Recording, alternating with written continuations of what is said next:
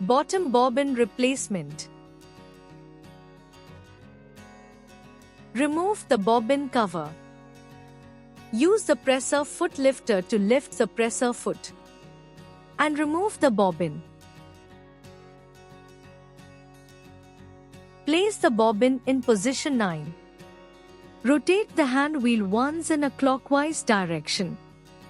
As you rotate, the thread of the needle will start winding onto the bobbin. Pull the thread of the needle to bring the bobbin thread upwards. Separate both threads and you're ready to stitch.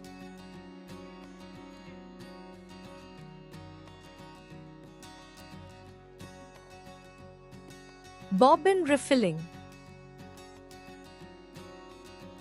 Start by threading the thread through the first loop as shown in the video. Place it on the bobbin winder pin.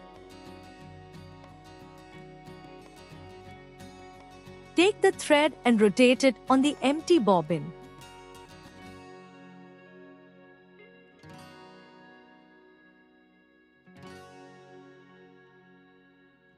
Push the empty bobbin towards the bobbin winder and turn on the machine.